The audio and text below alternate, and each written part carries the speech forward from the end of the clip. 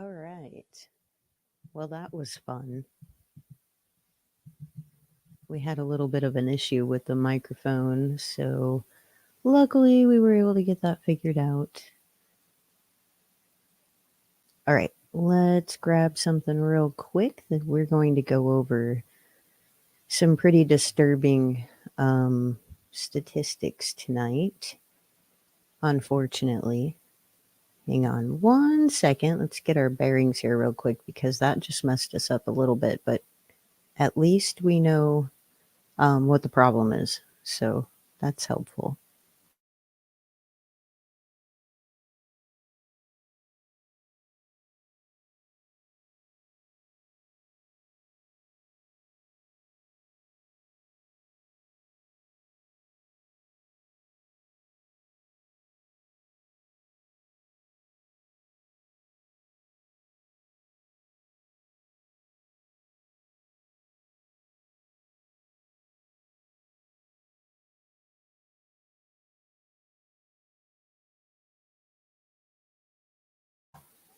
All right. Hopefully we've got all of our problems sorted out now. Um, if anybody wants to let me know if we have background music going today or not, I'm not sure if we do. We just might. We might not.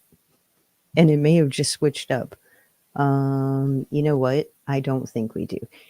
Let's throw it in here. And that way there we can try her out. Okay. You guys can go with that louder.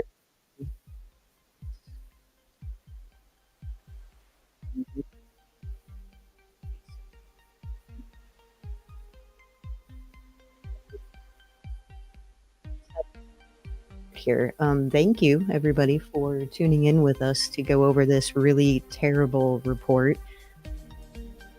You know what? That's pretty loud. Let's put her down just a little bit. Okay. So we really appreciate those who are tuning in to hear this. This is really terrible to go over and figure out here. Basically, we're going to go over a 64-page report that let's turn that down just a little bit. We're going to go over a 64-page report that details some really heinous information coming from the Georgia Department of Child and Family Services. Now, these statistics, to people who have had their eyes and ears open, they are unfortunately things that a lot of people have forecasted for quite some time, who are behind the scenes looking for missing children, looking for resolutions to very complex issues when it comes to the abuse of children. YouTube will probably hate us for throwing that A word around, but I mean, what else are you going to call it? Sometimes you just have to call it what it is. So we're going to go over some information tonight. I have said for years that in multiple states, and this isn't a Georgia thing, this is happening in states across the United States. And many reports recently have detailed exactly that, exactly what is happening in these various states that is now being actually laid out in real reports rather than the numbers being skewed, rather than them knowingly interviewing people who are not being honest. There are ways to skew these numbers, and they have been for decades. So we have a little bit more of a real report going on in multiple states, and Georgia's one of them. And South Georgia is very relevant to this equation, and you're going to find out why a little bit later in the episode. We have talked about people in the foster care system in Georgia, and specifically in South Georgia, who have aided and abetted in adoptions that were labeled adoptions but are actually child trafficking, both domestically and internationally. We have mentioned multiple employees of the foster care system in the state of Georgia that have been arrested for crimes related to children, their own children, sometimes foster children, sometimes children that are related to either equation, just children in the community or children they know, through family. So there's a lot to unpack when it comes to this, but we're going to go over that report tonight. There's a 64-page report that basically details all of these things. Children being trafficked within the foster care system, the amount of children who are being reported missing. And that is another issue when it comes to foster care children. So a lot of people are a little bit surprised when I mention that children who are in the care of the state, if they go missing, their case is quite complex. Immediately, just by them being in the state's care, their case becomes very complex pretty much at the onset, because first of all, you got to remember what happens with most children who are in foster care. Well, it's hard to know unless you have an inside source, because they're not supposed to talk about it. They're not supposed to talk about the details of a minor child in their care. It's against the law, and it's that way for a reason. But it's a double-edged sword, because as soon as you have that in place, it also locks in all the secrets. It locks in all of the horrifying things that are being done, and it's very hard to get your hands on that information. Whether you're inside or outside of the government, it's hard to get your hands on that information unless you have a source. So these things tend to go on and on and on with no real solution, because they have a system set up where this information is rightfully protected. They don't want this information leaking out, and so they can use that in order for it not to. Well, the pressure finally mounted enough that many states had to issue a more real report with actual truth behind it, because there are too many people out here who are talking about the things that are going on. So when you have a missing child and they are in the state's care, sometimes, most of the time, you don't even know by the report that they are a child in the state's care. You don't know any details about what happened to them. You do not know whose care they were in at the time. The only way you will ever know these things is if the person themselves comes forward in a very limited way, where they will talk about the very basic details of the information related to the child's disappearance. Even then, most are too scared to do that, because they may say something they're not supposed to, even if they have no guilt in the situation. But then you have foster parents who do have guilt in the situation, and then it becomes even worse. Of course, they're not coming forward. They're going to do the exact same thing that the state does. They're going to use that privacy clause that is there to protect the child, and they're going to allow it to protect themselves. So these things just go on and on and on and on, because it's so hard to get to the facts of what actually happened. There are children missing across the country who were in the care of the state. You can't even do anything about it. The parents can't do anything about it. The biological parents, the foster parents, they can't do anything about it. And the state, are they going to do anything about it? It's very rare. So we're going to go over this report and show people a little bit of the reality of what is actually happening inside foster care. And this is where things get really muddy, because we tell people all the time, if you see something, say something. If you see abuse, report it. If you feel like something's off, go to authorities. That is why it is so important for us to be really transparent with these details as well, because people will often rebut that with saying, but what kind of situation are they going to go to? Is it going to be worse? And they're not wrong. They are not wrong in bringing up that point, because there are times that it is worse. And there are too often times that it is worse. And these statistics show just how bad it can get. So I want everybody to just keep in mind, you can't just lay down and say we're not going to do anything. We're not going to turn things in. We're not going to report things when we see them. And there's no end to the situation. We have to address it. We have to attack it in some kind of way. So this is our attempt to try and do that and be really transparent about both sides. Oh, it is loud? Okay. I'm going to turn this down just a little bit. Hang on.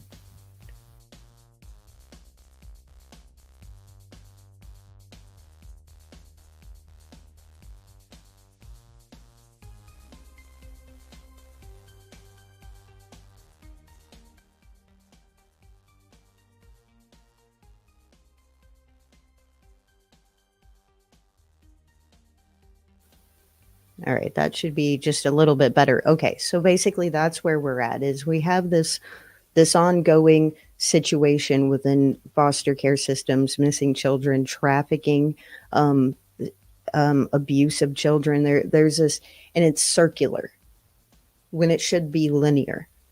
There should be a linear path forward, but there's not. It's circular because the protections that are put in place to protect the child are used by the state, foster care, etc., to protect themselves.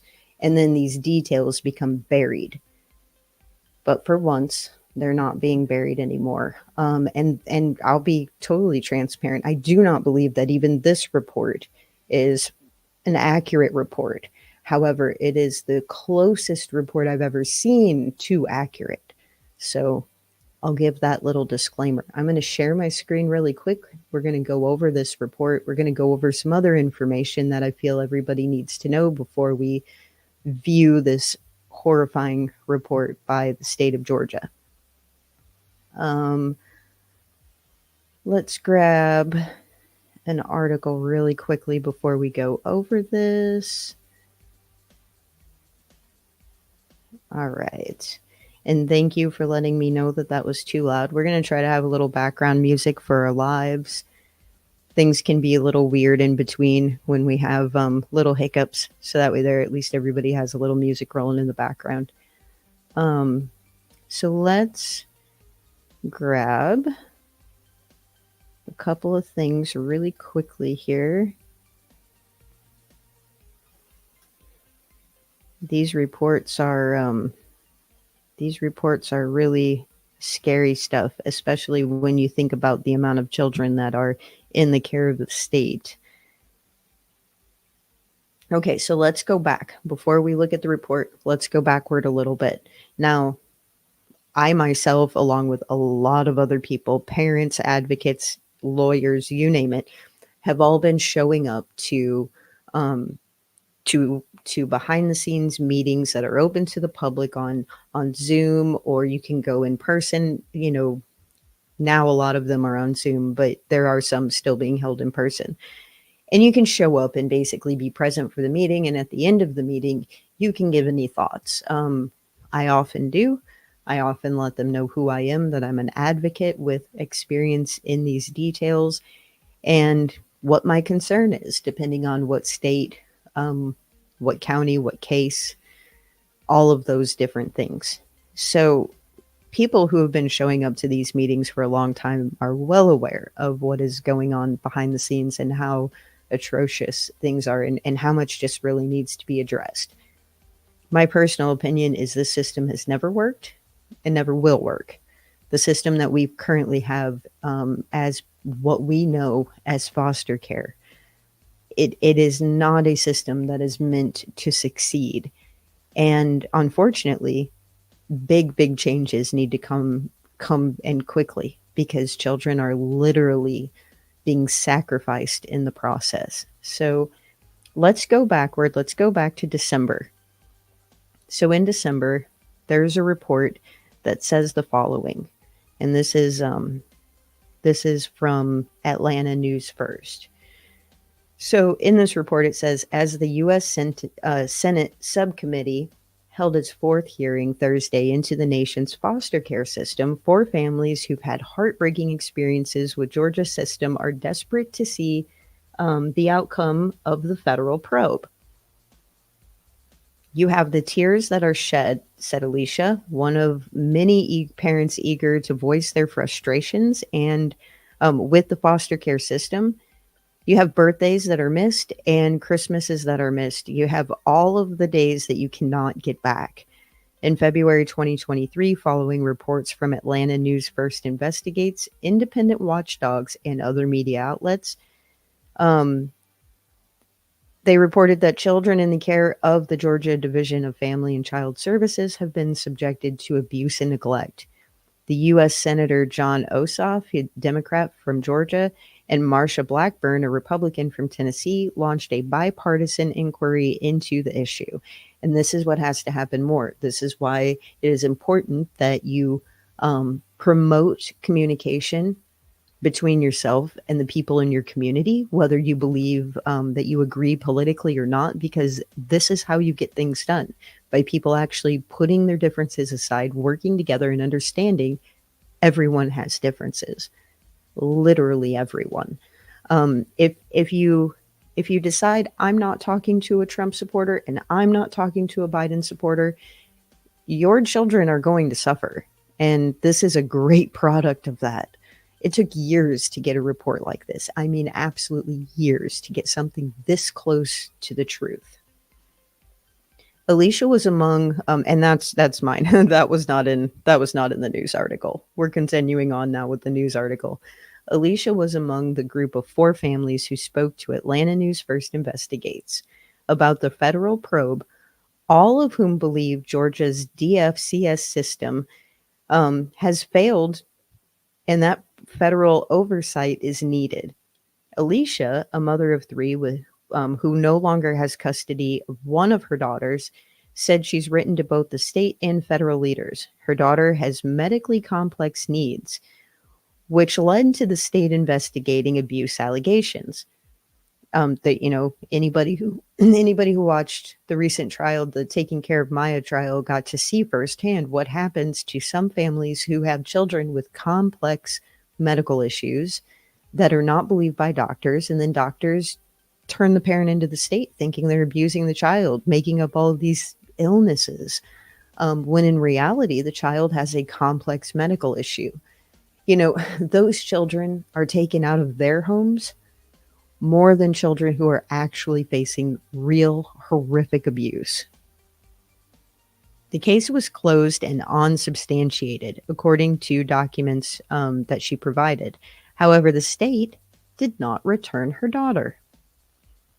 And you know why? We'll get down to the rest of the article. But you know why so many families face that issue? They have an unsubstantiated report and no child. Because you can't give back something you no longer have. When you have missing children whose cases don't get any attention because they're in foster care and there's a veil of secrecy around their case, or you have children who have been trafficked or abused or even killed in foster care, you can't give back something that you don't have. And you can't give closure on a situation that you're not willing to admit happened. And that's exactly what happens in these cases. The article goes on. I've prayed. I've just prayed and prayed, because once you get into the system, it's hard to get out. Although DFCS, every state has their own initials for their state-ran foster care and family service system. Theirs is DFCS. They do not comment on ongoing cases due to child privacy laws. Just as I was saying, the agency said its family reunification rate in fiscal 2022 was 47.3%, and in 2023 it was 48%. Carla Arbery is part of the group that spoke to Atlanta News First Investigates. She's an advocate helping dozens of families with their child welfare issues. In 2020, her nephew, Ahmaud Arbery, was killed while jogging. 3 neighbors were convicted of the racially motivated attack in Brunswick, Georgia. That loss inspired her own kind of social work, or her own kind of social justice work, keeping families together and out of the system. To see a young child being taken away and they are unable to express how they really feel because younger children have a very difficult time expressing how they feel motivates Arbery. Now, one thing I'm going to add to that is you're going to find in this report that that is another scathing detail. There are many children who are traumatized before they go into the system, and then the system traumatizes them more. But let's talk about trauma before you get into the system. So there are a lot of children who won't communicate what their abusers have done, what kind of horrifying things they have experienced, and they don't even know that some things are wrong, so they don't know to mention it. But what about children who do? What about the children who do go forward? Because let's admit, a lot of the children who are in that position are there because they went to somebody for help. So for those who can communicate, you're going to see in this report that they were ignored. They were not listened to. You're going to see that only 13% of children in the state foster care system in Georgia got proper mental health treatment. You'll see that only 40 something percent of them got proper physical exams and fit, your standard health care. But only 13% received the proper mental health care. And that's explosive right there, because you have a child that's facing a lot of trauma. You're also not listening to them. You're ignoring the things that they are trying to communicate to you. And now you're also ignoring the mental health struggles they have because of all this trauma. It's a very, very disgusting circumstance to find yourself in, especially as a child who has no choice but to go along with whatever situation they are put in, until they are either strong and wise enough to run off and try it at the, try life on their own. Those are the options we're giving them. So the article goes on. George is a 24-year-old law enforcement veteran who typically works alongside agencies like DFCS, but now he is fighting against them.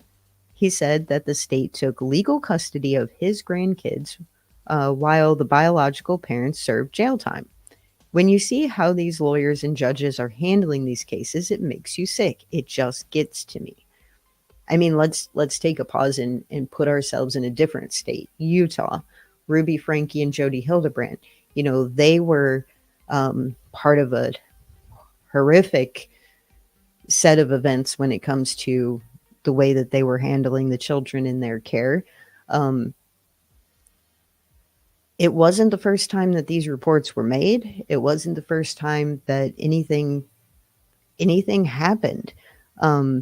When it came to those children, reports had been stacking up for years, and they waited until the children were on the verge of death before taking them out of that home. Now, right now, a lot of people are applauding the state for taking them out, for getting them the proper care. They're saying that they're giving them restorative care in order for these children to proceed and know that this isn't their fault. But is that what's really happening behind the scenes? Are they really getting proper care? We just don't know, because if you go further back and you go back to several high-profile cases, the Turpin family was a big one. Those children were abused. They were chained to their beds. When the state finally intervened, took those children out of the care of the parents and put them in the state's care, they were applauded then, only later to find out that those children were treated just as horrifically in the state's care as they were in that home. These are heinous things that children are going through. And then if you don't give them the proper support and care with mental health concerns and trying to actually process and understand the trauma that they've been through in the most healthy way possible, you are creating the situations that we get out of the youth now. South Georgia, specifically Valdosta, just recently, they're putting out, statements in the press about their high schoolers, about their students, trying to make them behave properly. Maybe don't ignore them. Maybe don't ignore the problems they're having. Maybe don't ignore it when they say they need help. Maybe don't ignore it when they say that they have a problem at home and that they're at risk.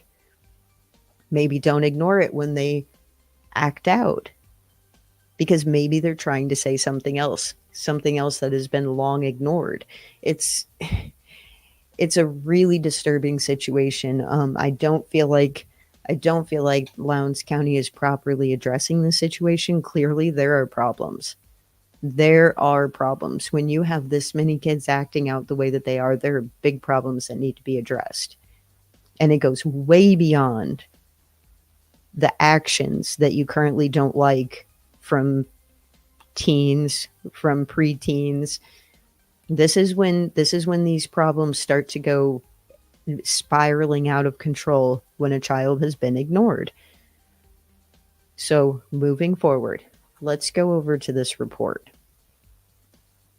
This report was put together by multiple different sources. The federal government was, of course, involved in putting the report together and doing the investigation. And then on top of that, you had sources, whistleblowers, employees from inside the DFCS system.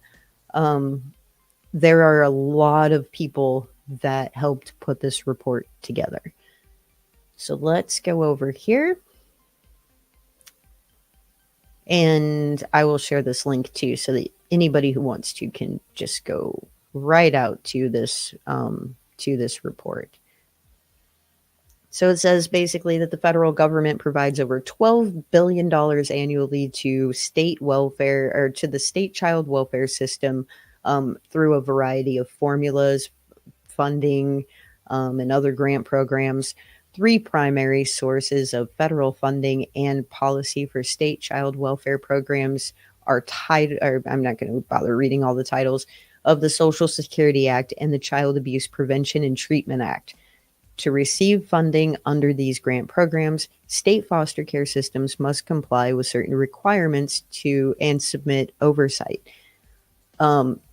So this is basically them starting the report by saying, look, we give you money. You're supposed to do these things to get this money.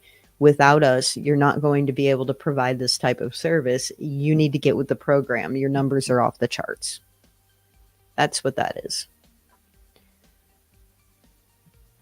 So you must submit to HHS a plan describing the relevant laws, regulations, and policies in place to ensure compliance, to adhere to the title requirements, and receive approval from HHS in order to receive funding. So we all get that. That's the basic principle there. Here are the findings. The subcommittee reviewed years of audits conducted by DFCS tracking its performance on federal safety standards. Those audits revealed that DFCS consistently fails to adequately assess and address the safety risks and safety concerns related to children. The most recent DFCS audit, reviewing cases from spring of 2023 as part of their CFSR process, which is basically like a self-assessment. It found that DFCS failed to properly assess and address safety concerns in 84% of the cases they reviewed.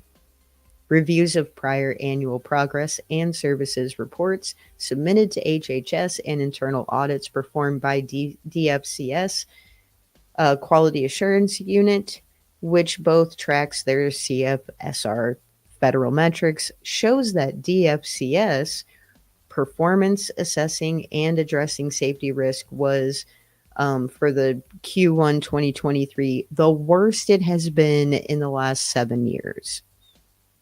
The quality assurance audits include case examples illustrating that children are exposed to serious threats when DFCS fails to comply with federal safety standards. So 84% of cases in Georgia in the foster care system are at risk, essentially. Actually, all of them. Because you just never know when you're going to get that lotto number of my case might be handled properly. So for the last 7 years, they have progressively been getting worse in this category.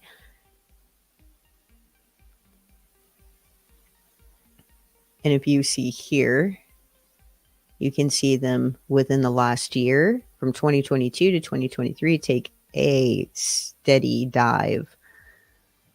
Their numbers have never been great. Their reports have never been great, and they have never been accurate.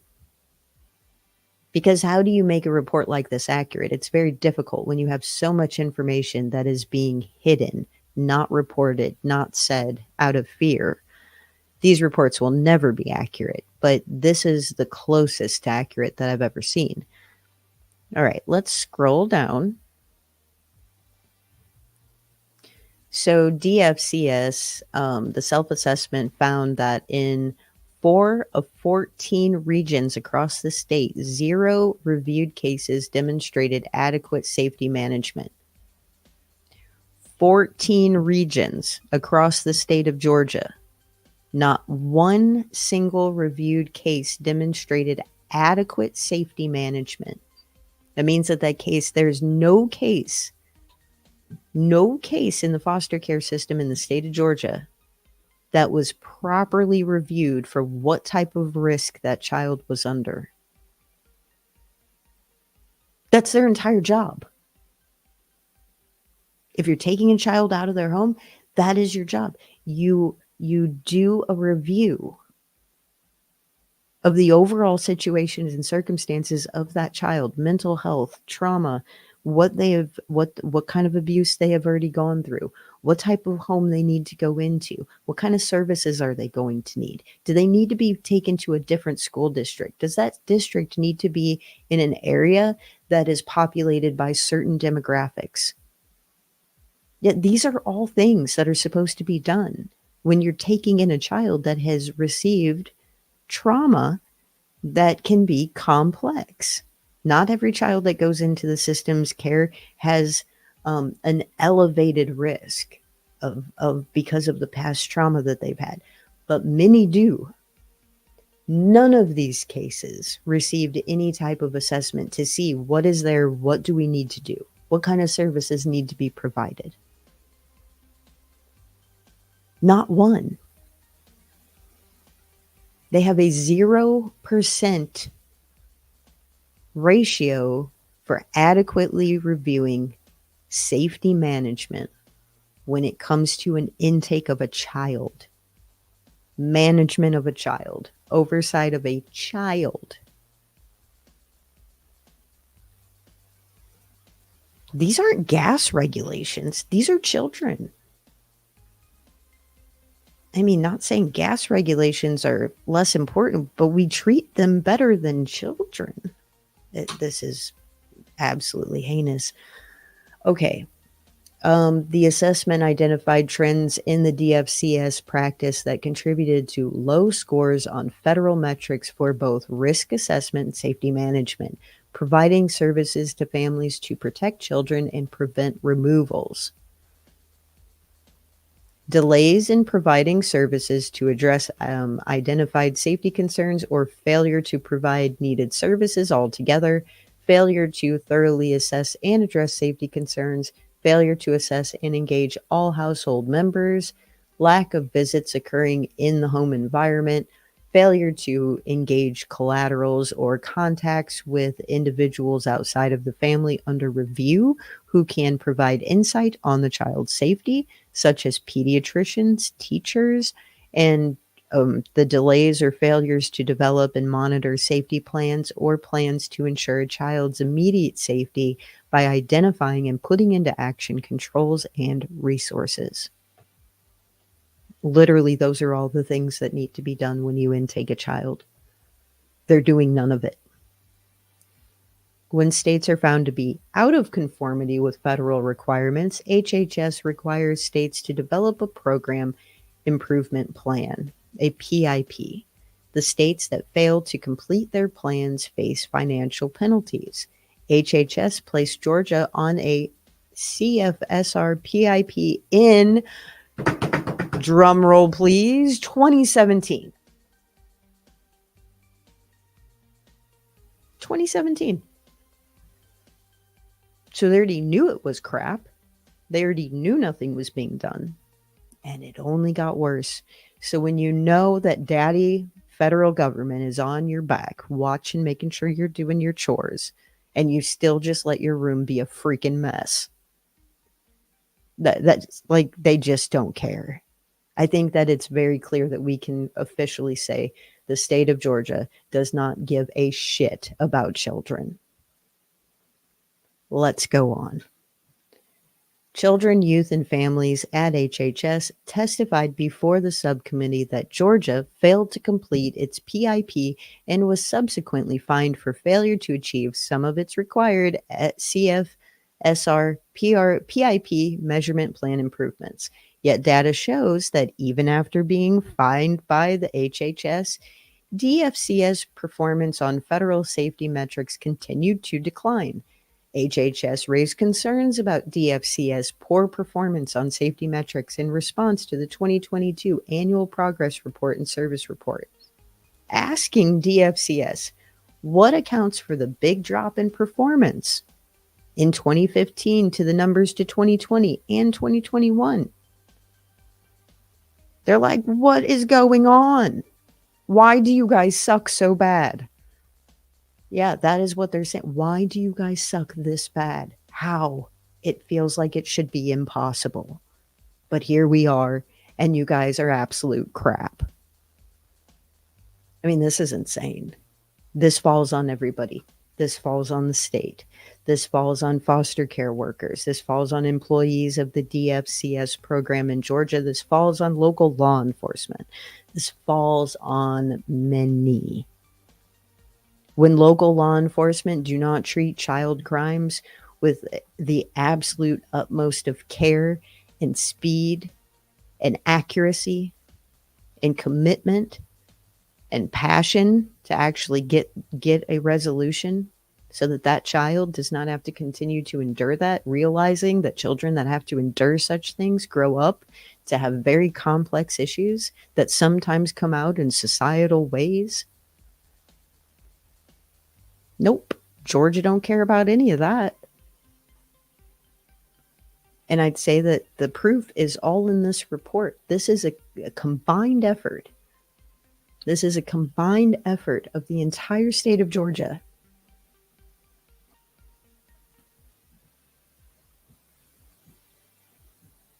So let's scroll down here.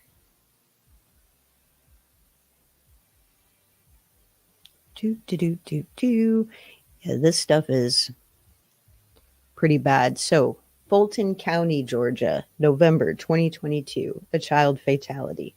In this child fatality report involving the death of a Fulton County child in a fire set by her mother, OCA wrote that a relative reported ongoing concerns to DFCS staff regarding the mother's declining mental health and concerns with the children's safety. However, the concerns were not documented. I'm sure that some people remember, especially if you're local, you'll remember this fire. Before the child died, the child's grandmother reported to the state that the mother was struggling with mental illness and referred to one of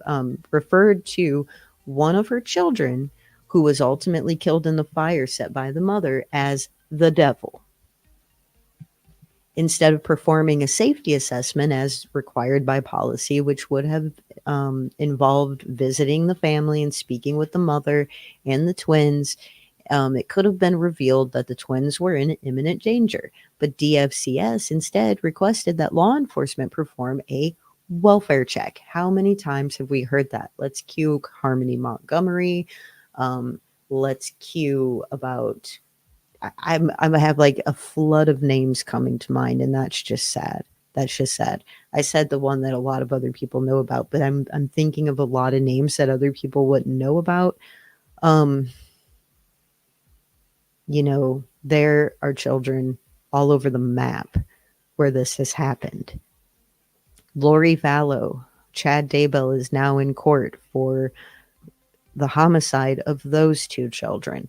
And they were also reported. They also had family that was reaching out and saying, this woman is saying that her children are zombies and that they're dark and that they need to be dealt with. Another state, I know, but this stuff it's wash, rinse, and repeat. It's circular when it needs to be linear. Okay. So the report goes on to say that instead of requesting law enforcement perform a welfare check. So they ask law enforcement, do our job for us. We're doing our thing over here. Can you just go check in, make sure everything's cool? A welfare check is to ensure the immediate welfare, just the immediate welfare, what you can see with your eyes. The children needed more than that. People are very clever about hiding they're crazy.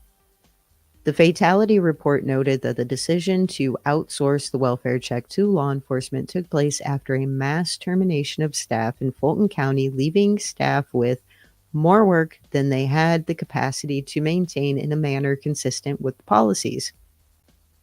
Body camera footage obtained by reporters showed that the officer made contact with the family but did not confirm that the household conditions were safe. Based upon the welfare check, allegations of abuse were deemed unsubstantiated and the case was closed. The child was killed approximately 5 months later when the mother set the home on fire. DeKalb County.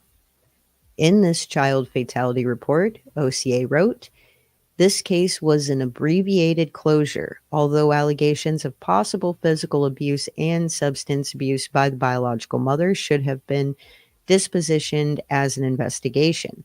In 2020, DFCS received a report that 3 children in DeKalb County appeared unfed and to be wearing the same clothes with feces on them. One of the children were also observed to have bruises and to be seizing. That's a major concern. Allegedly because the mother was not providing prescribed epilepsy medication and the parents allegedly used illegal substance. That is literally attempted murder. When you know your child has a seizure condition, my husband has a seizure condition. He can have upwards of 100 seizures in a day if he's not on his medicine. That is attempted murder by denying somebody to properly care for them in that situation. OCA's fatality report shows that OCA was unable to locate any documentation that DFCS followed up with the child's pediatrician or teachers, which could have substantiated the allegations and may have led to a removal, in which Georgia probably would have put the child with a trafficker. You'll find out more about that in a little bit. Good grief. We're already like 48 minutes into this, and we're just hitting the surface here. We have a lot more to go over. We may do this one in 2 parts. We'll see. Maybe I'll be coming back out here later to finish this up, but let's continue on for now. Let's see how far we can get. Instead, the abuse continued, and 3 years later, one of the children was found mummified. That's right, mummified, with all internal organs decomposed, in a closet at the parents' former apartment, along with a plastic grocery bag, the abdominal cavity, with feces from the child. The child's mother was charged with murder. These are disgusting details to talk about, but people need to know what exists. If you're advocating for this type of thing, you are just part of the problem. And when I say advocating for this type of thing, I mean when you're voting for politicians who you know have demonstrated very pedophile-like behaviors in public and you still vote for them because they're the lesser of 2 evils, that's a problem.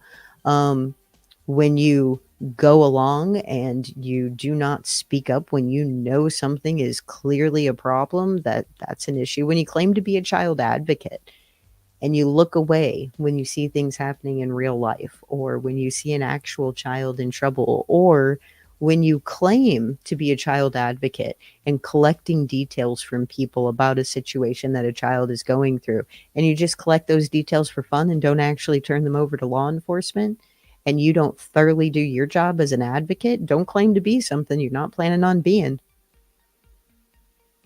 If you are, you're part of the problem. I've been in plenty of these back-end chats and servers of advocates. We're not going to name names, not tonight at least. But it happens all the time. There are some people who have others really fooled out there on social media thinking that they help children, that they care about children. They care about what happens. They show up for these meetings in foster care to support children. And yeah, you show up places that you know you're going to be seen. What are you doing behind the scenes? Because I've seen and I don't like it. And you, my friend, are part of the problem. Let's go on. Documentation of the case was minimal and hard to follow. Parental and protective capacities were not assessed. There's no documentation of diligent efforts to find the mother or conduct a forensic interview with the deceased siblings who may have witnessed her death. There is no request for medical records, and DFCS failed to complete a child fatality report. Why would you want to do the details on something that you know is going to be horrible? There was a 3-year lag between DFCS initial deficient response and the child's death, making it difficult to establish causation. However, OCA noted that DFCS initial failure to adequately investigate the alleged abuse, which was substantially similar to the abuse that ultimately resulted in child fatality, could have been a factor in the child's death, because an adequate investigation would have allowed DFCS to identify the risk to the child that ultimately resulted in the fatality and what could have possibly been done to intervene, maybe so that this doesn't happen again and again and again and again and again. Because right now it is. Okay, let's move forward. In Gwinnett County, April 2022, another child fatality within the state's care. In this child, we're not going to go over every single one of these, but we're going to give you an idea of what this looks like. We still have statistics to go over, and they're absolutely horrifying. Again, 13% of children in the state of Georgia's foster care system do actually receive proper medical treatment for their mental health concerns. 13%. Only 40% are getting proper health care through regular physical exams and appointments that they need to have. 2,000 children were reported missing, and around the same time, it is believed that 400 other children in the foster care system in the state of Georgia were trafficked. Now, they believe that there could be a correlation between the 400 trafficked children and the 2,000 that were reported missing because they were around the same time. Similar circumstances, a lot to track down there, but there is a possible correlation between the 400 children that are believed to have been trafficked that were in the foster care system and the 2,000 children that were reported missing. Those are some disturbing numbers. And again, I say it's getting closer to the truth. This still isn't even, this is not the raw data. We are not looking at raw data still. And the only reason we got this close to the truth was because the feds actually interviewed whistleblowers from the state. That's how we got here.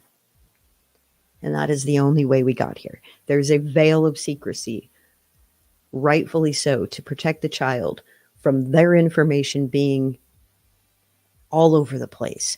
Rightfully so. However, that veil of secrecy that protects the child is also protecting the state, is also protecting their employees, is also protecting bad actors who are acting out on felony child crimes, and they're getting away with it because there is a veil of secrecy around children who are in the care of the state, and everybody knows it. People who have bad intentions with children, they know it. So in Gwinnett County in April 2022, OCA documented that DFCS had received reports of abuse in a home which were screened out or unsubstantiated several years prior to the child's fatality. OCA explained that the subcommittee that DFCS did not perform a full investigation into the allegations of abuse at the time, as required by policy. We're gonna go to the bottom of this one, skip over a couple of things. The home had no sewage system. The children were forced to relieve themselves in buckets. They did not know how to use toilet paper or a toilet. The children were confined to their rooms with no contact for as long as months at a time until they earned their parents' trust again if they would go against them in any kind of way. The child who died was forced to sleep in a bathroom on a piece of plywood that had been placed over the bathtub. Children who were recovered from the fire that was set found them to have scars showing that they were from previous injuries. This is something that you can walk into a home and clearly see as a problem and is happening. This isn't naked to the eye. I mean, this is something they're going to see the condition that these children are in if they actually go inside and do their job. Chatham County, October 2022, child fatality. In this case, the deceased child was staying with their grandparents as part of a safety plan. The child's mother had a history of substance abuse and an open case with DFCS regarding the child's 1-year-old sibling. The child's mother was not supposed to be left alone with the 1-year-old child. The grandmother, who also had a history with CPS, went out of town, and the 1-year-old sibling was left alone with the mother. The 1-year-old's body was later found in a landfill, and the mother was indicted for murder. Yes, we all may know who this is. OCA identified several deficiencies in how DFCS handled this case, including failing to speak to the grandmother until the child went missing. These are glaring tells and details that people are going to be finding out because of this report about this case. If you know who this child is that I'm talking about right now, yes, I can confirm this is the same child. And these are big tells in how the child was actually cared for through the state. Even though there was a safety plan in place, they hadn't actually spoke to the people who were part of the plan. Even though the grandmother was the temporary child caregiver, and failing to adequately investigate the grandmother's long history with CPS. For a skeletal survey of the deceased child several months earlier, it was not performed. DFCS had not spoken with the parents about the deceased child's injuries. At the time of the audit, there was a child still living in the home who would be at risk of any abuse that may have been suffered by their deceased sibling. In an audit of DFCS Region 4 reviewing cases from June to October 2020 and finding an overall compliance rate of 41%, DFCS observed that it failed to make any contact whatsoever with one of the children in a home where physical abuse had been reported, which was especially important because the mother had left a mark on the child's face. We know a similar case to that. In an audit of DFCS Region 7, reviewing cases from February to August 2020 and finding an overall compliance rate of 47%. 47%, sorry. DFCS found that it had failed to perform an adequate safety assessment after a child had been stabbed by her caregiver, even after the child told DFCS that she was stabbed by her caregiver. Again, they do not listen to children. They do not care about children. I've been a little bit more reserved in saying a lot of things that that I have kind of forecasted as being the more likely story behind the scenes. But, this report allows us to be able to just put certain things out there because it is the raw truth. And we now have that. We have that in our possession to be able to say, this is the truth. This is what happened. So let's move forward. In addition, an internal DFCS email discussing the child's fatality case demonstrate that DFCS itself had identified safety failures in its handling of cases where children died. In December 2021, DFCS leadership reviewed records of a fatality case involving a child with a history of trafficking and abuse who was reported to DFCS as having been a runaway. She ran away allegedly to her pimp. Sorry, but a teenager isn't actually able to consent to having a pimp. They're an abuser. They're a pedophile. They are also a felony criminal. They're a lot of things, but they're not a pimp because a child can't have a pimp. I don't know if they know that in Georgia or in a lot of states in this country.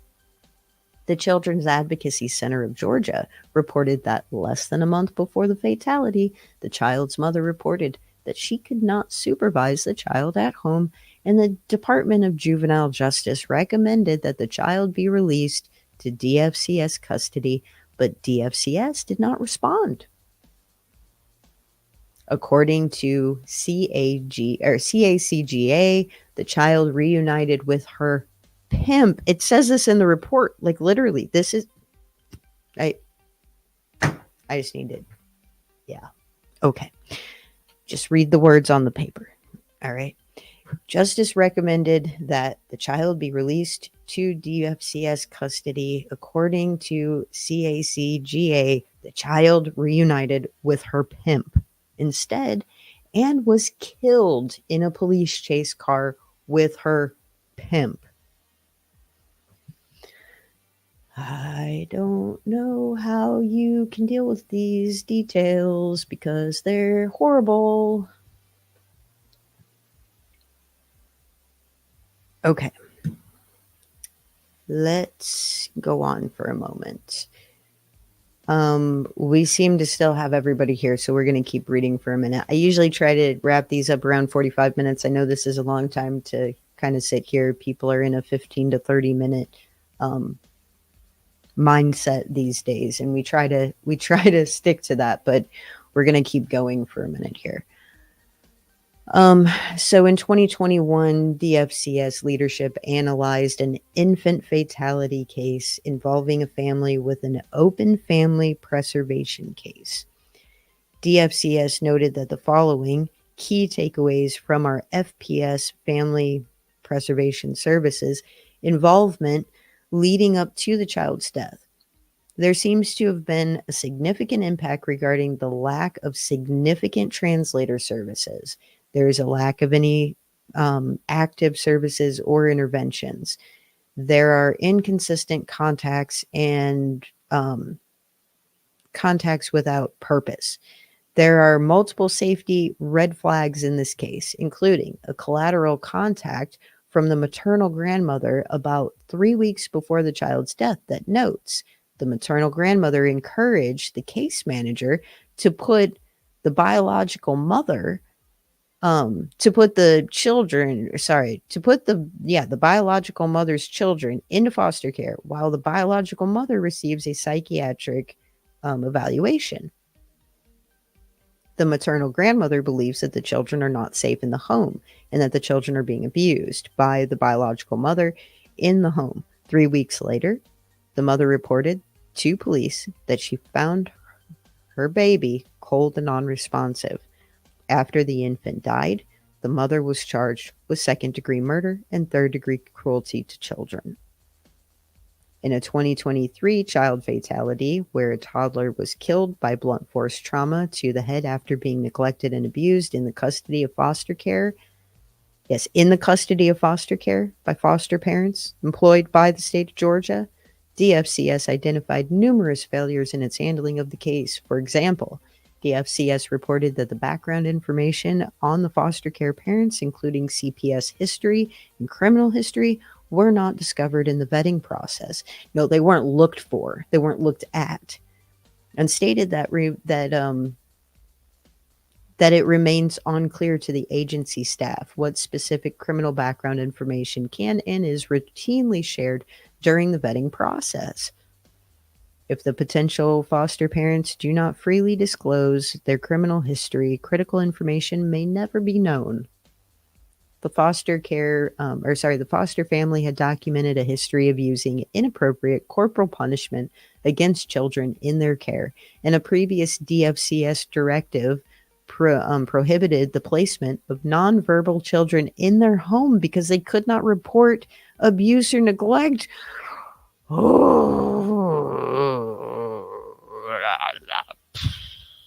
Okay. Okay. Yep.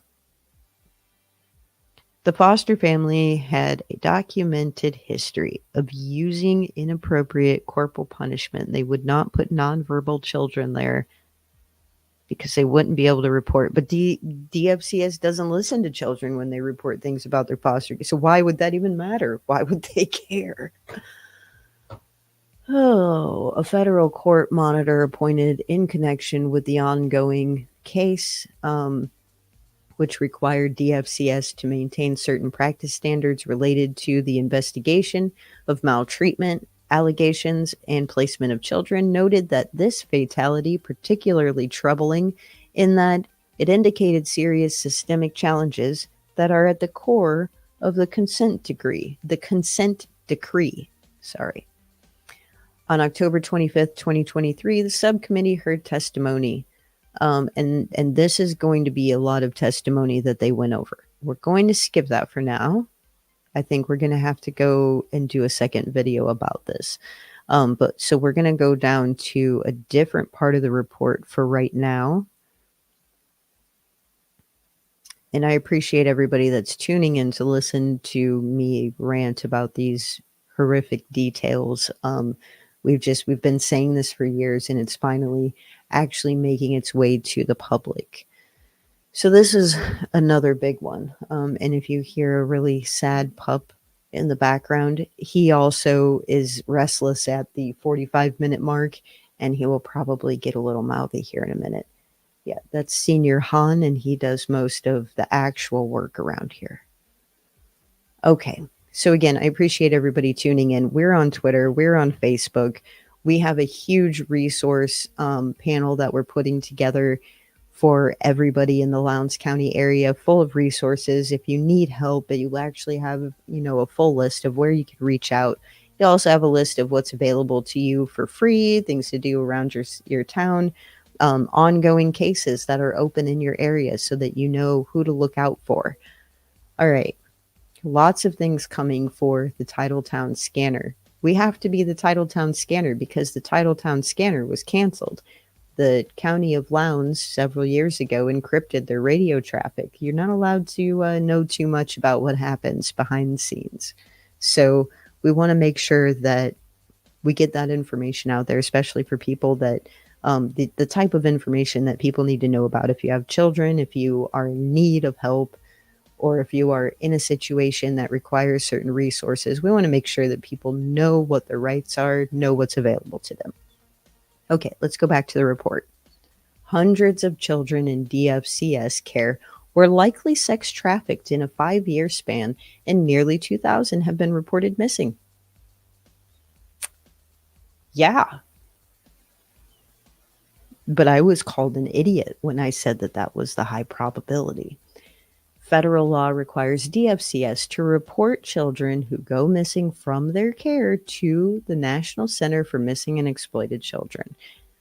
Analysis performed, and this is not an agreement that's been in place for long enough. Okay. Analysis performed by the NCMEC at the subcommittee's request found that 1,790 children were reported missing to the NCMEC from the care of DFCS between 2018 and 2022, 5 years. And 410 of those missing children were likely sex trafficked. The NCMEC analyzed the nearly 2,500 reports of individuals missing from DFCS care in 2018 to 2022, identified the number of children who had been reported missing, 1,790, and determined that the number of children who were considered likely victims of sex trafficking Likely victimization through sex trafficking is based on a number of risk factors and endangerments identified during NCMEC's intake process and ongoing engagement with stakeholders. So, parents, caregivers, social workers, law enforcement, while the child is missing through their recovery. The NCMEC determined that several of those children who are likely victims of trafficking had gone missing from care multiple times for a total of 624 missing episodes involving children likely to be trafficked. What? Is what most people say. And I say, yes, let's get to it. We're finally getting to the actual facts, to the real numbers. We're getting closer.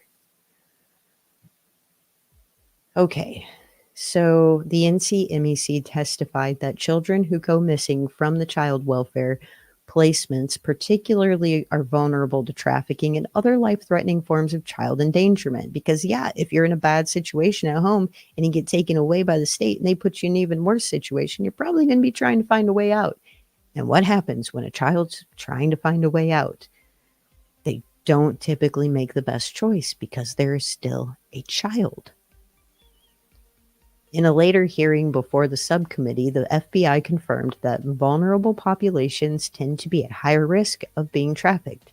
Traffickers can and will identify and exploit vulnerabilities. Exactly. NCMEC testified that the children reported missing to them from foster care placements in 2022, close to 1 in 5 are identified as likely victims of trafficking. Do y'all understand how insane this is? Like, I hope that this is resonating with somebody else out there. And I hope that communities in Georgia are horrified enough by this to demand real change and real answers, solutions, plans, commitments. It needs to be real. The NCMEC testified that children who go missing from child welfare placements, in particularly vulnerable, are often trafficked. 1 in 5. 1 in 5. DHS's outside counsel, they wrote in a public letter to the subcommittee that it had been denied the opportunity to understand the NCMEC's data on the number of children reported from its care because the subcommittee did not share the NCMEC data with DHS prior to publicly discussing it. None of them literally know what the other one's doing. The NCMEC informed the subcommittee that DHS sought a meeting with the NCMEC to discuss the data on children missing from their DFCS care shortly thereafter. The DHS also pointed out in its public letter that the other state foster care systems have even higher rates of missing children episodes than Georgia. And that is correct.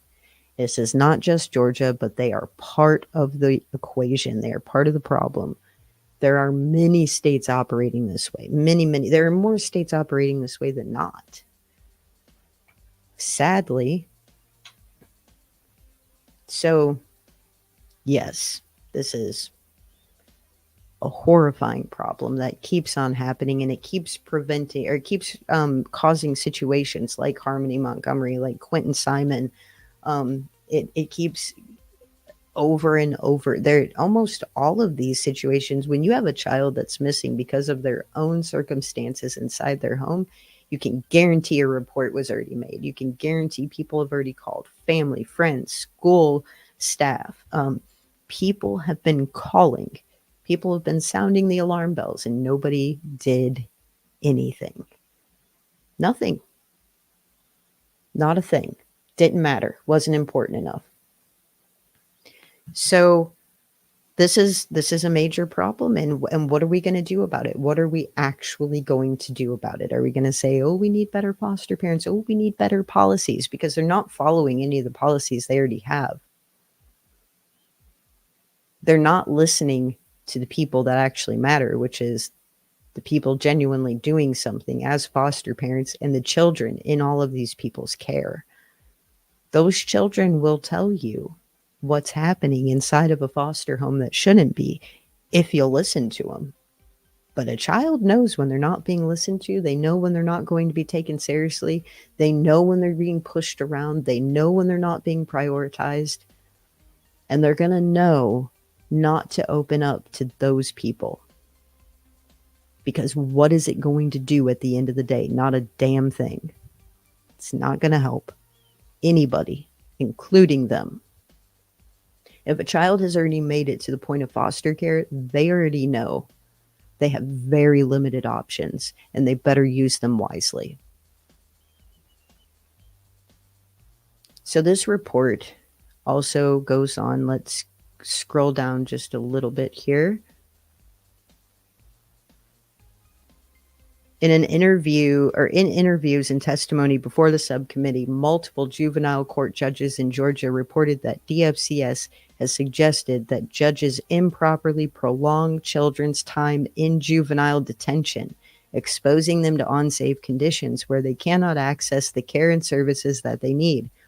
Judges reported to the subcommittee that they have had cases where DFCS refused to retrieve children who were eligible for release until a court compelled them to do so. Research demonstrates that juvenile detention negatively affects a child's mental state, academic aptitude, and employment prospects, hinders the juvenile's developmental process, leads to depression, and increases the risk of suicide or self-harm. We're having a problem. The press has been reporting we're having a problem in South Georgia and specifically in the Lowndes County area of Valdosta with children, teens, preteens being cooperative with school staff, with law enforcement. They're having a problem with the way children are acting in Lowndes County. Imagine that. When you've been treated this way, well, why wouldn't you treat law enforcement and all of your higher ups with the utmost respect? Well, are you serious? You expect children to respect people who are doing this to them? That is false imprisonment of a child.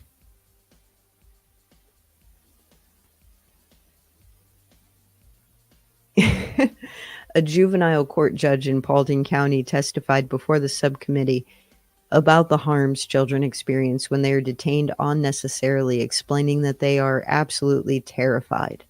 I bet. And there are a lot bigger, smarter, more violent children in detention centers. Yes, yes, yes. If you don't go into prison as an actual criminal, you will come out as one. There's a reason for that. Juvenile detention is no different, and it actually is worse in a lot of ways. Keeping foster children detained is going to worsen their behaviors. It's going to worsen their outbursts and is going to create more hardships for them. At the same hearing, another judge, a juvenile court judge in Gwinnett County, testified that when children are in these facilities, they are not receiving the services that they need, including counseling, psychological evaluations, and the children's safety is compromised. You see, Georgia's run into a problem where it's a whole lot easier to find a child a bed inside of a juvenile detention center than it is to find a fat foster parent or a home for them to safely stay in. So instead, we put them here. Illegally. The subcommittee heard testimony from one of the former foster youth who was subjected to prolonged detention. Former foster youth Monet Houston testified before the subcommittee that she was arrested and taken to juvenile detention following an altercation at her group home. DFCS refused to pay her bail. Miss Houston testified that 1 month later she became eligible for release, but was forced to stay in detention for an extra month because DFCS refused to pick her up.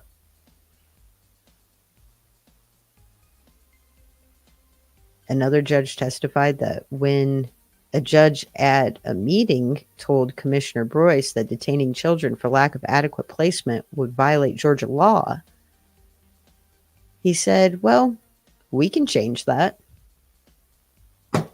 What? Yeah, this is This is the reality. So when Georgia comes out with the GBI and the county sheriff and saying that we did Project Broken Arrow and we got all these people off the street, and then they go in the court behind your back where you're not at because you have a regular 9 to 5 freaking job and can't go sit in court and make sure that everybody in your county does their job. And they dismiss these cases and they put these predators back on the street.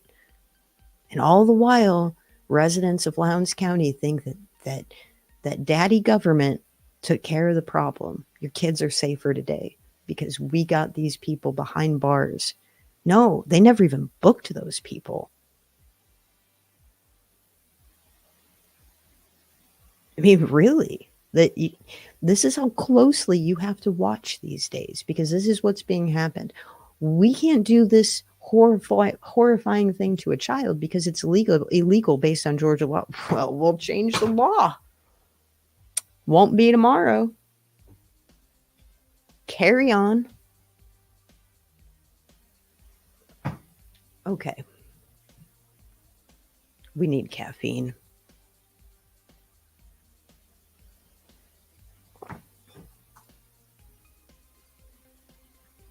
"42 people are listening into this rant about the Georgia foster care system, and I appreciate every single one of you taking time out of your evening to listen to this. It is important to some of us."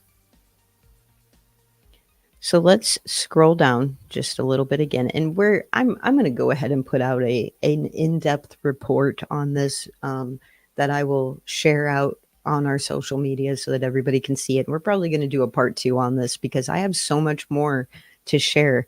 What I also, let me just take a brief pause from this report. What I also wanted to share with people was the amount of people in the South Georgia area who are employees of DFCS who have been arrested for crimes related to children, whether it be children in the system, their own children, a family member, a community, child they know in the community through a friend or some type of commitment they have in the community, church, you name it.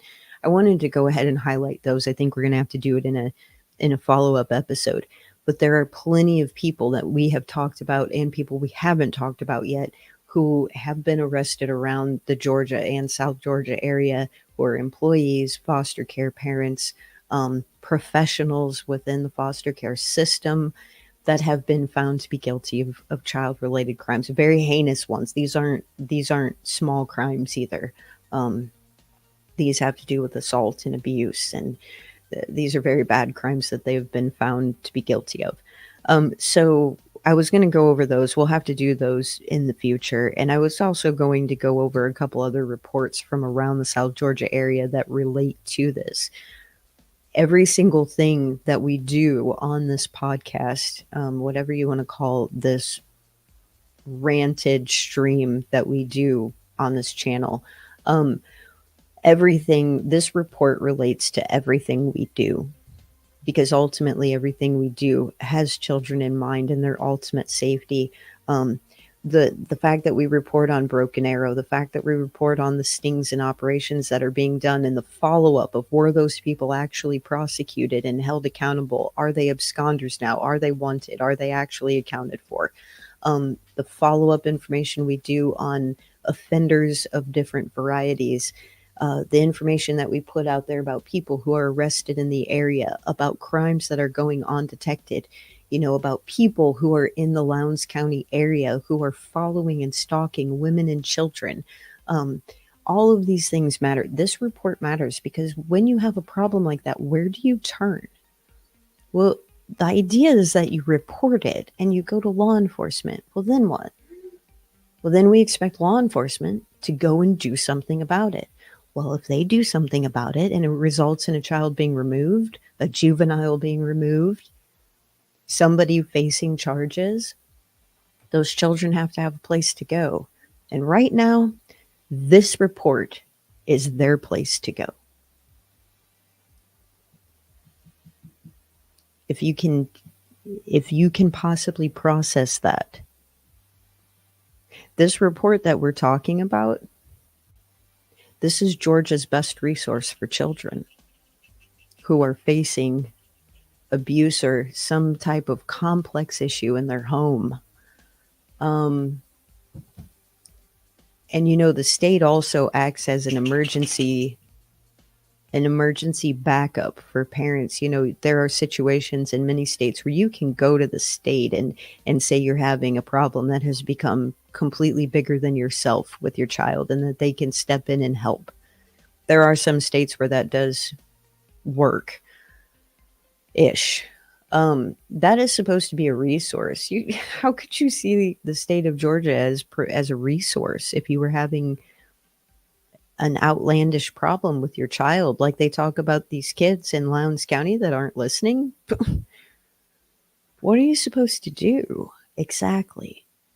Well, you can start by not ignoring children and actually wanting to fix the problem rather than continue to cover it up. That might help, but we're talking years now. This is years of pile-on, years of spiraling out of control, years of being covered up, kept secret, all under the guise of using that one clause that is put in place to protect the child. Instead, it is used to protect the state, the secrecy, their employees, the fact that they don't want to be sued, because everybody knows when a story like this hits the factual air and it's no longer just rumor, the lawsuit is going to come. Like it's going to come. And it does, because it's the only way that it seems to ensure change. If you don't come after the money, they don't really seem to care. That goes for a lot of entities, a lot of governments, a lot of businesses, a lot of different people in general. If you don't go after that money, they don't seem to care. So they get mad that they're going to get lawsuits, but at the same time, it's the only way that you actually get real action happening.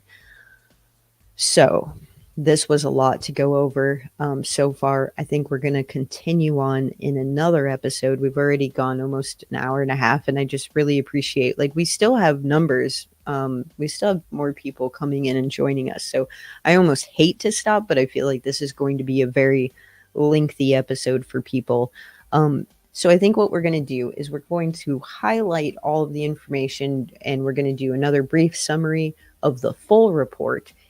And then we'll also include in that episode the different articles that I wanted to go over as far as employees in the South Georgia area who have been arrested for child-related crimes, who are in some way related to the DFCS overall entity as employees or volunteers.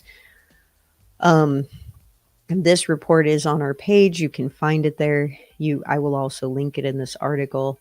Children, again, children in the state of Georgia foster care system, only 13% received the proper mental health care. Only 42% it was, or 43% received actual proper health care in the form of regular exams and routine care that a child would typically just, get and be scheduled for. Nothing crazy. We're not talking surgeries or complex medical issues. We're talking regular health exams. Only somewhere between 42 and 43% of children in the state's care received that. 13% received help for mental health concerns. That is a major issue, because when you look at the recidivism rates and everything else going on right now with children, with youth, the crimes that are being committed by youth, also the different issues that are happening within schools, and just seeing things spiral out of control when it comes to preteens and teens across the country, really. But Lowndes has been very vocal in their press about trying to get the problem with not having a handle on the teens and preteens in their area. It all starts here. Children have rights too. And if you just want to trample on those rights and say, oh, well, we can make that legal tomorrow if it's not legal today, no problem. Doesn't matter what the fallout to the child is. We'll do what's best for us. You cannot expect that in an environment like that you're going to get anywhere. You also can't expect that in a state that is holding people in juvenile detention and in jail for lengthy sentences, or for lengthy time frames, with no conviction, no court hearings, no sentences, no nothing, no path forward for these people who have never been actually convicted of a crime. They're just holding them in place. How do you expect to be respected by your citizens when that's how you're treating them? And don't forget, in Georgia, if you want to prosecute somebody for a crime right now, get in line and bring snacks and plenty of water. You're going to need it because you're going to be waiting. There are people who have been waiting 3, 4, 5, 6 years for a trial. Most people who are released on bond in Georgia reoffend before they ever actually see a court hearing for whatever previous charges they may have been brought up on. Like, what do you do with this? It's an absolute mess. And this is, no, I'm sorry, every judge in the land of Georgia says it's COVID related. It was going on way before COVID. Before COVID, they were backed up by about 3 years. Now it's even worse. Yeah, it was made worse by COVID, but that's about it. According to HHS, failure to provide adequate physical health care services means that one of the following deficiencies was identified in the case under review. The child's physical or dental health needs were not accurately assessed. The agency did not ensure that proper services were provided to meet identified physical or dental needs. The child's health care record were not up to date. They did not include the child's case file or provided to the child's guardian or to the child's case plan. Does not address the issue of physical and dental needs. That's where I was talking about, these are just regular medical appointments that I'm talking, the 42 to 43%. They're the only ones getting these appointments. Yeah. So over half of children in the state of Georgia foster care system are not receiving regular checkups. That's the easiest way to put that. According to HHS, failure to provide adequate mental and behavioral health services means that one of the following deficiencies was identified in the case under review. The child's mental health and behavior needs were not accurately assessed initially or upon intake or on an ongoing basis. The agency failed to provide appropriate oversight of prescription medication. The agency did not provide appropriate services to address the child's mental or behavioral health needs. It means they did absolutely nothing. You're doing absolutely nothing for children who have experienced the most complex traumatic issues in our society, to the degree that our society has chosen to remove them from their home. A very traumatic thing in itself. Because even if you're receiving abuse at home, you know what's coming. You've learned what's normal, what's going to happen, how chaotic things can get, how far they're going to take it. You've learned all those things. Now you're being taken out of that, and you don't know what's coming next. And you don't know if it's going to be good or bad. It's another trauma. Based on that alone, every child should get a mental health evaluation on that alone. Wild. Judges and advocates report that DFCS fails to provide adequate health care to children in foster care. They identified insurance coverage as a barrier to obtaining necessary health care. That's odd because a child that's in the state's care is supposed to be automatically on state-funded health insurance. DFCS fails to adhere to its own protocols regarding administration of psychotropic medication for children. So that's children that are having, you could be having a variety of different medical issues mentally that would require for you to go on what's called a psychotropic medication. Often people who experience schizophrenia or experience certain types of bipolar. There are a variety of things, reasons why you might need what is called a psychotropic medication. There are big things and little things that you can be diagnosed with that would require that type of medication. However, a psychotropic drug needs to be heavily monitored, just like you would monitor, people may be more familiar in a larger scale about how we now monitor opioids in hospitals, in doctors' offices, with pharmacies. We have in some ways become over the top with how we're monitoring it because of how out of control it got. Psychotropic drugs are supposed to be monitored in exactly the same way.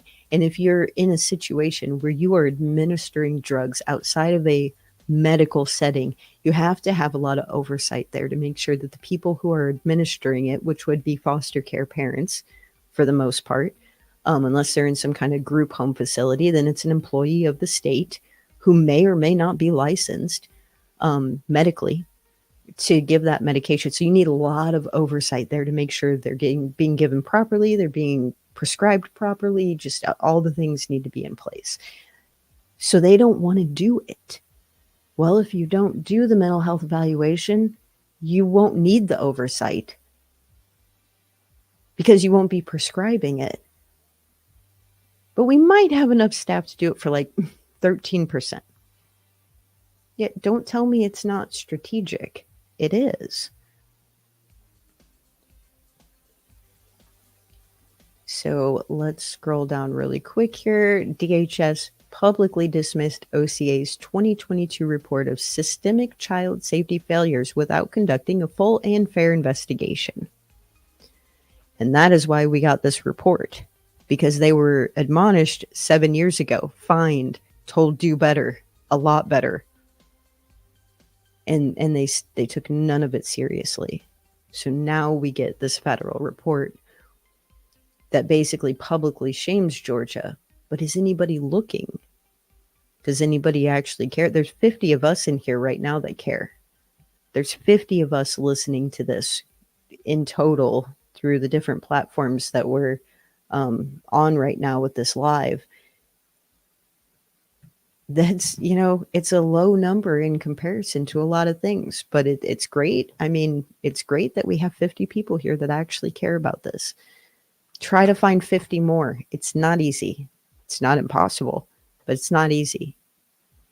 And you got to put on shiny, bright, sparkly things in order to get people to watch. You got to have a really cool channel with all the bells and whistles in order to get people over there to care about egregious crimes against children. We're going to show everybody we don't need all that. We're going to do this. We're going to do it organically. We're going to build a community within Lowndes County in South Georgia that gives a damn about kids and what happens and holding their government accountable. And we're going to get people that actually want to go and sit in court and make sure that children are being respected in court when it comes to properly sentencing offenders, properly moving them through the court system and making sure they're accounted for after they are released again. There are a lot of things to make sure that there is accountability for. And it doesn't appear that any of that is happening right now in South Georgia. So all hands need to be on deck. We need the people from outside of Georgia to help us share the information. We need the people inside Georgia to stand up for your own kids, for yourself, for your neighbors, for the friends that come over and play with your kids. All of it. Do you just want to be really sad when something like this happens to one of your kids' friends? Is that when we'll care? When it hits a little closer to home? It happening to other children in your state should be bad enough, because God forbid something horrifying happens to where your child ends up in this situation, whether you've done anything or not, because not all of these parents have done anything. And unfortunately, we do live in a system where sometimes people retaliate by using the authorities against people. So what if, God forbid, you found yourself in this position? Then are you going to care? Again, we appreciate everybody that's tuning in, that's listening to these things, that cares about these things, that cares about the future of children in South Georgia and beyond, really, because Illinois, Indiana, California, Washington, North Carolina, Tennessee, all of these places, they're all coming out with similar reports. So this isn't a problem just there, but it's all over the place. And on another feed, we'll be going over the other states and what their reports say, because this is a huge problem. I mean, I don't understand why there aren't people out on the streets right now, like protesting this. This covers all of our children, every single one of them. Also, immigrants that are in our country, because they can take your kids too. So this covers everybody, the whole territory. It spans it all. And again, I appreciate everybody for listening to this. These facts are horrible.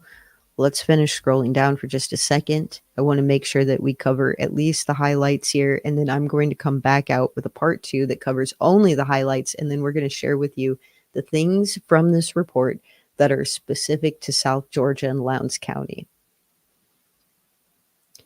Amidst an ongoing OIG review, CACS sent DHS a 37-page document outlining systemic concerns in May of 2022, which was never sent to OIG.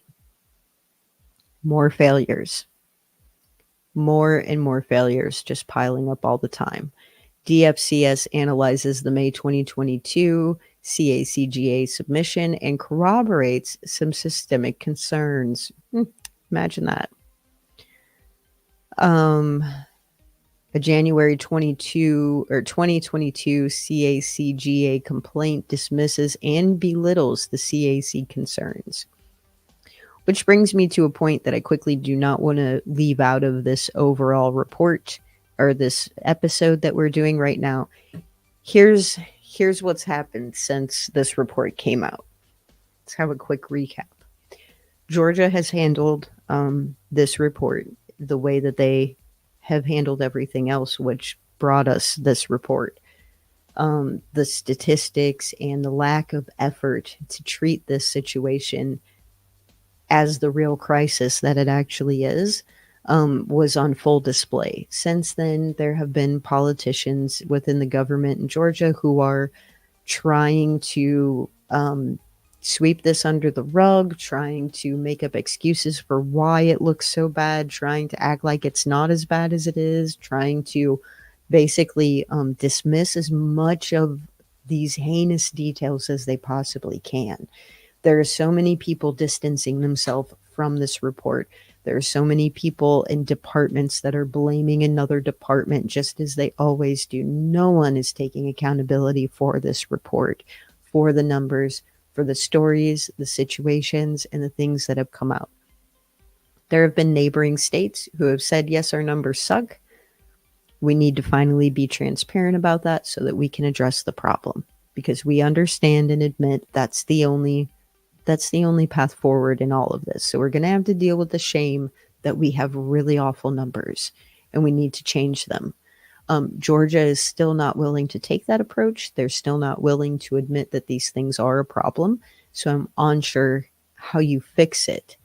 That's why we need the help of the community from inside of Georgia and from neighboring states. Everyone has to start calling on Georgia to do better in so many ways. Transparency within their government, transparency in their communities, with their elected officials, and transparency within these departments that are made and designed to protect people's rights, to keep a veil of secrecy that protects people's rights, but then that veil is used in order to protect the state and bad actors and criminals and people who commit felony child crimes.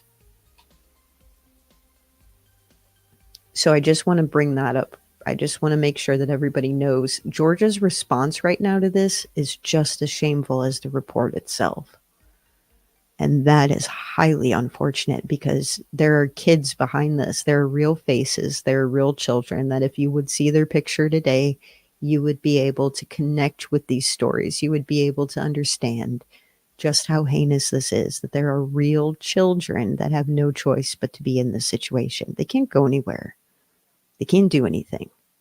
They have no resources. This is their resource.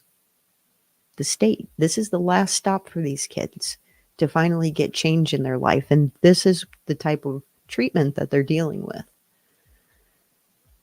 And then they're expected by authorities within the school and law enforcement to respect, to have their respect.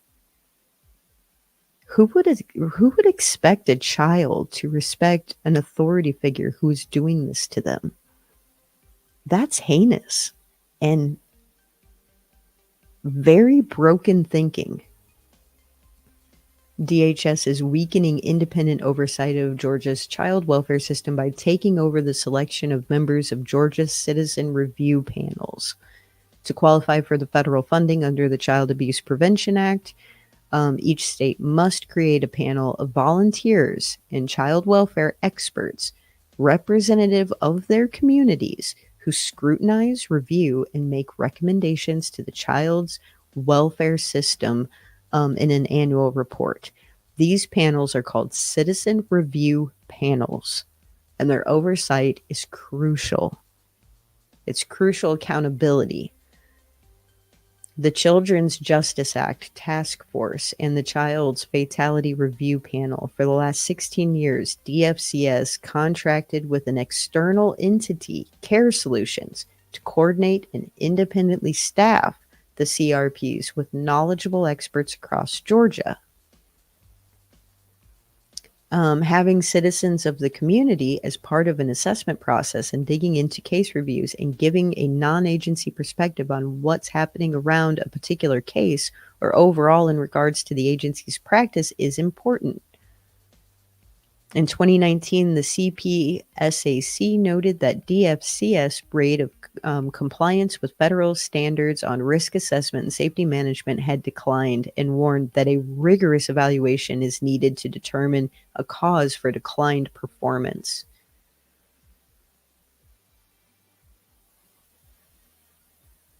In 2015, only 28% were in compliance. It's wild. It's even crazier to not care, to not make this a priority.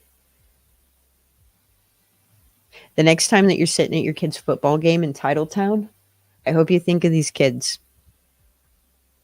I hope you think of these kids that are locked away somewhere that people think are being taken care of by the state. I hope you think of these kids when you're at your kid's softball game, soccer game, football game, basketball game, graduation. Anything your kid does in Titletown. How about we think about some new titles that are not sports related, that are instead related to ensuring that every child has a future, has a life that's worth living, has a safe environment. We widely see so much reported about sports in Lowndes County. We need to talk about some other issues.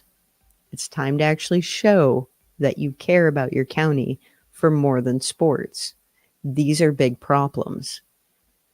And everywhere, every community in Georgia has to stand up to this. This has to come from your own mouths. This has to come by refusing to elect in anybody who says that we're not on board to fix this. We're not on board to change this. We don't care what's actually happening. You can't just listen to what they're saying when they campaign. You need to actually see what's going on, see what their history is, see what they've done to help people and help children, if anything at all.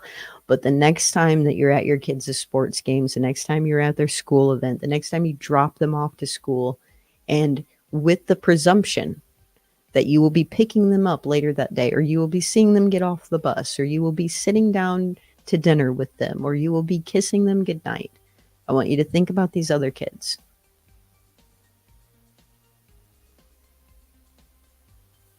People need to start thinking about them.